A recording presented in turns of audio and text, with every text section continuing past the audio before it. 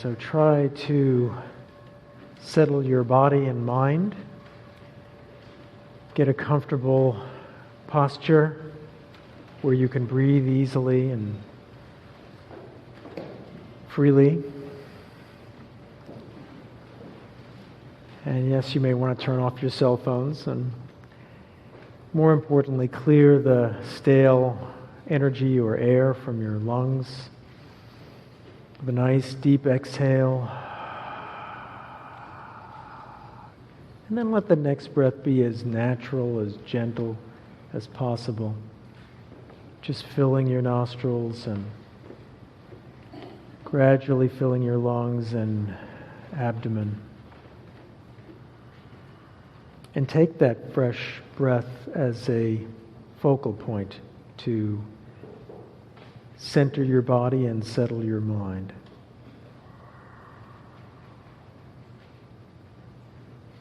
Okay, breath at a time. Gradually try to ease into a kinder, gentler rhythm of breathing.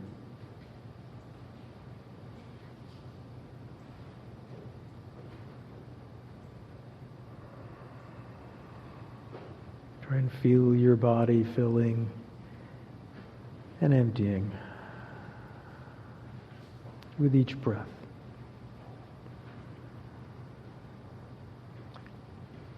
And try to sort of rein in the distracted energy and awareness.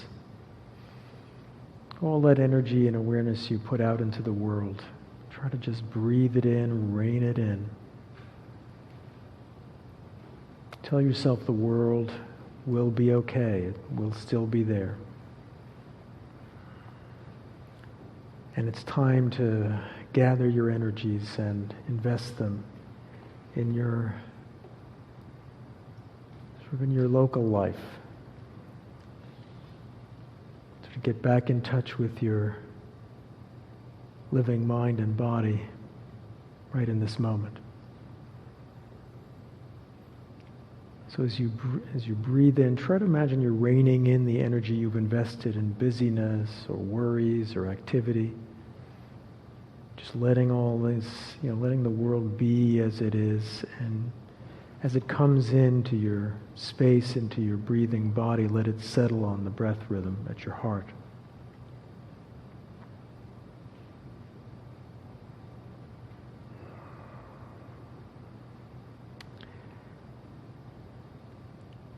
And if you begin to sort of slip into any fogging or fatigue, if you're tired at the end of the day, just take some of that gathered energy and awareness and breathe it right into the fatigue. Try and uplift and energize.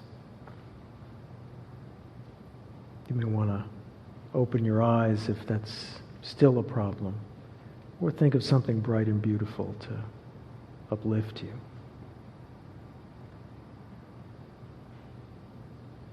Okay, so a breath at a time, alternately settling the distracted mind and uplifting the dull mind. We try to shift into a place of greater clarity and calm.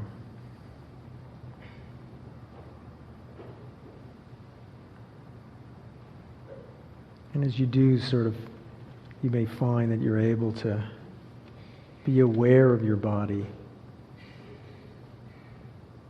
whether it's comfortable or uncomfortable, restless or sleepy. And you may be sort of feeling like you're beginning to remember it or wake up in it, as if for the first time. As you begin to find greater clarity and calm, even if it's just a glimpse, as you begin to sort of focus a little into your local being, you tell yourself it's good, that it's safe to do this now, and it's good to smile at yourself and at the life that supports your awareness. And in the Tibetan tradition, we take things a step further by tuning into the subtle breath. Okay, so not just being aware of the breath as it fills and empties, and the body as it swells and shrinks with the breath rhythm, but also tuning into that subtle pulse of refreshment, like the oxygen filling every tissue and cell. So imagine that you can mount your awareness on that wave of oxygen or freshness as you breathe deeply in this more settled way. Try and find, that wave filling every tissue and cell, and try and feel your awareness is waking up inside your whole body, so that you're not just breathing with your lungs, but it's as if your whole body is a person-shaped lung. It's a lighter, clearer version of your normal body. As if you can begin to sort of shed the shell of defensiveness and the thick skin of insensitivity, and just feel your body lightening up a breath at a time, shifting into a different part of its spectrum.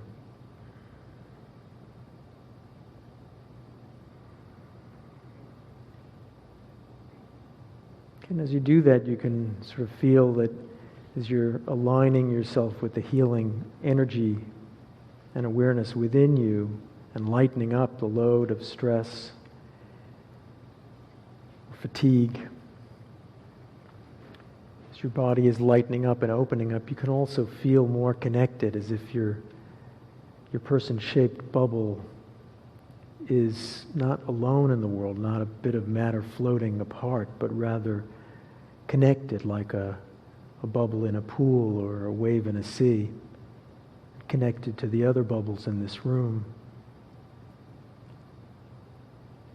and even to those outside in the larger sort of city, country, and planet.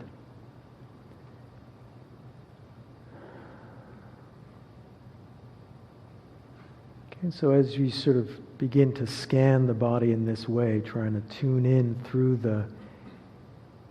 what the Tibetans call the body of light, the lighter part of our physical spectrum that's tuned to the frequency of life, energy, and awareness, may be able to sort of, also feel just what it's like to be in your living body right now. So having sort of tuned into the breath scope of mindfulness, the breathing body, let's look a little bit at the sensitivity we feel. Try and see sort of how your sensitivity, your feelings of pleasure, pain, comfort, and discomfort are doing right now. Try to tune in to that scope of mindfulness.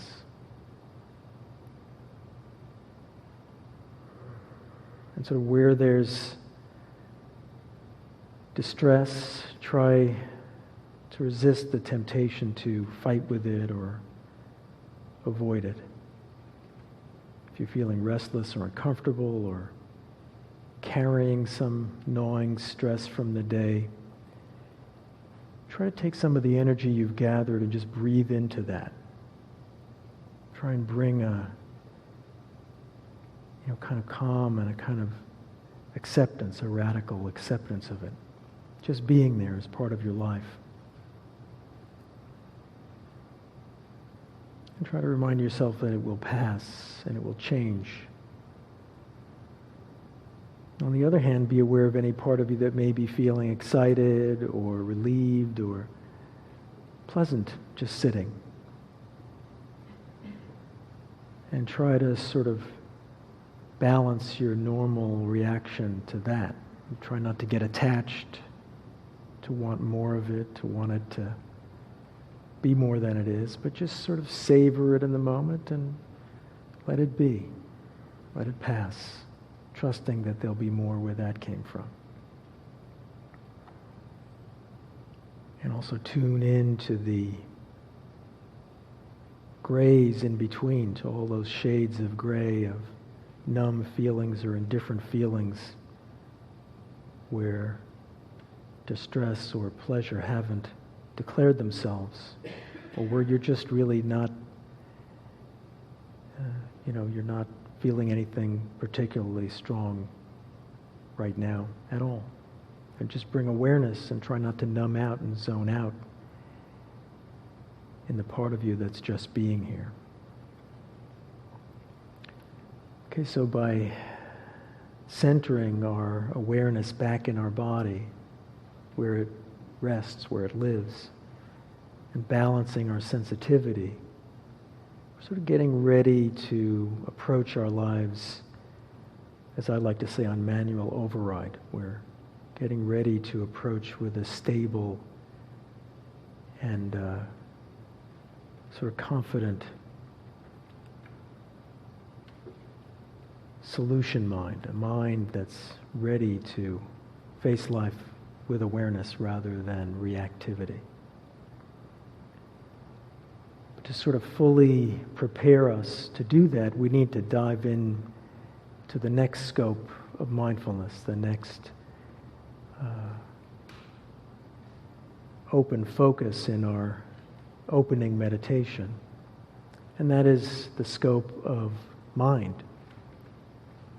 Right, so we've probably all heard a lot about mindfulness of the breath and body, and maybe even sort of balancing our sensitivity.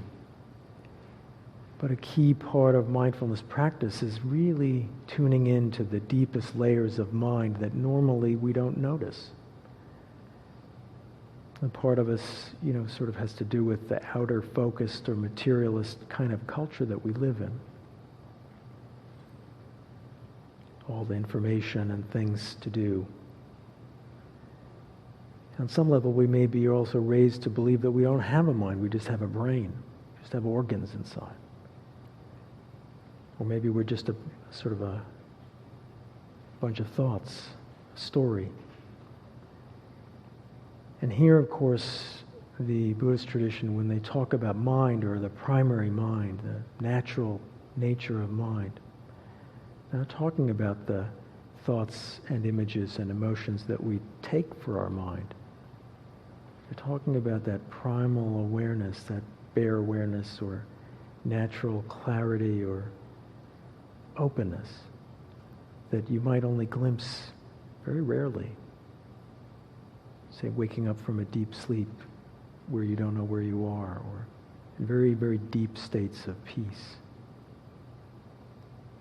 And we try to cultivate that space of clarity and calm because that's our space for learning and changing, for truly noticing, our creative, mindful space. So try to dive beneath the surface of thoughts and images and emotions. Try to go into those spaces between the weather of thoughts or the currents of thoughts and images. Try to go into that deeper place where there's more stillness and more pure awareness. It's like standing on your head in a way, at least in your mind.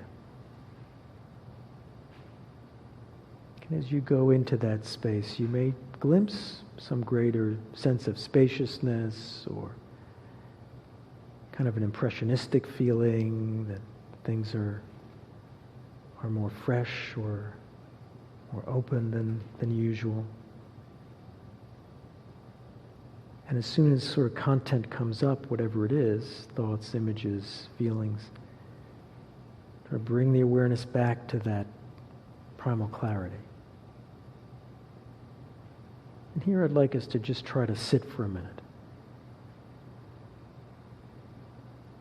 You'll notice the Tibetan way of leading that I was trained in involves much more, many more words and directions and suggestions. But here, It's time for us to just take a moment to try to dive as deeply as we can, now that we have that centered body and balanced sensitivity, to try to dive as deeply as we can into what I call deep mindfulness, into the most primal openness of mind that's not focused on anything, that's open to everything, but not clouded.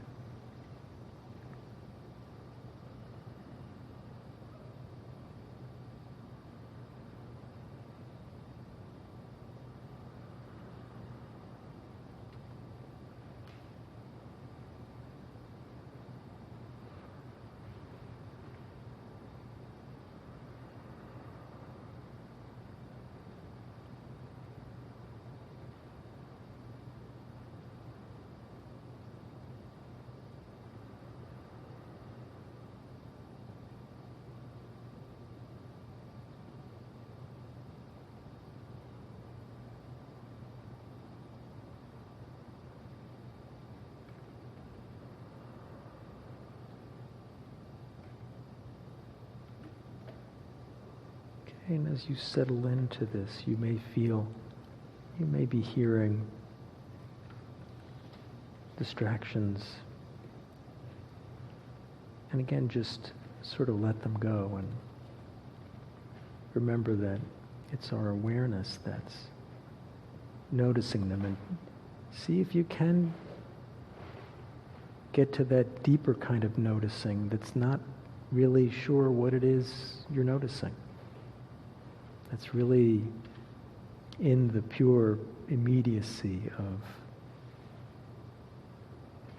of sort of bare awareness.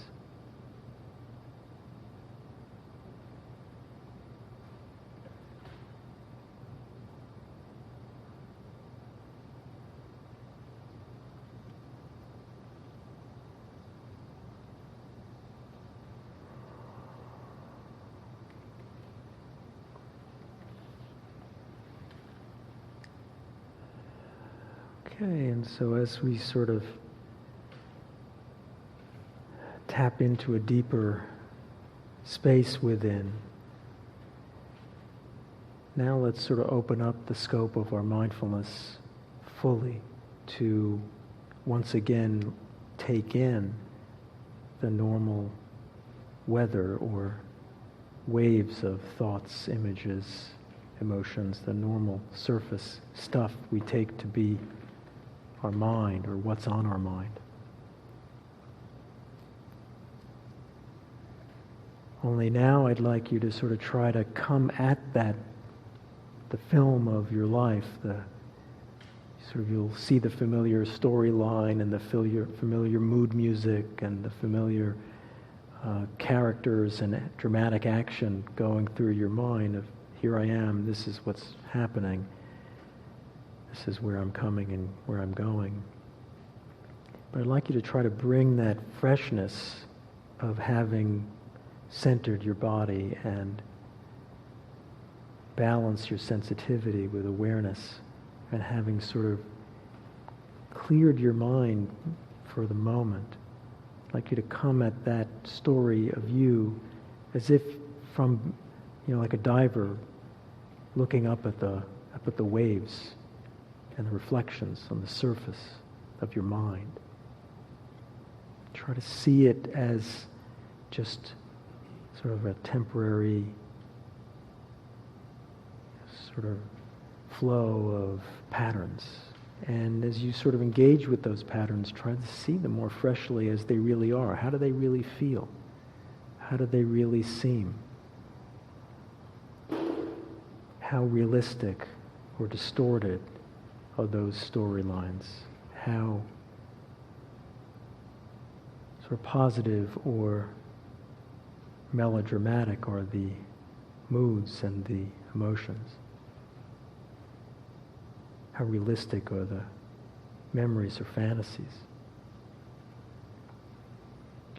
And also, for the sake of our conversation today, of our meeting and learning together, I'd like you to focus specifically on the sort of the main action of most of our stories, most of our mental activity, which is our relationships with others. You see, we're such social animals. Mostly our story revolves, as most stories do, around relationships with loved ones, perhaps with strangers, even with challengers or enemies. For the moment, I'd like you to just try to see if anyone comes to mind when you bring this deep level of awareness to sort of reflecting on your life right now. Is there a particular loved one that's on your mind? Is there a particular acquaintance or stranger that you sort of wonder about or you're sort of anxious about? Is there a particular challenger, an enemy or difficult person who you're upset about and angry at? Okay, and how do you feel in relation to those people? Okay, I'd like you to just be aware of, perhaps the sort of complicated nature of your feelings, and to look at the dramatic action here, and whether your love for your loved one is tangled up with attachment, whether your interest or regard of the stranger is tangled up with prejudice or confusion.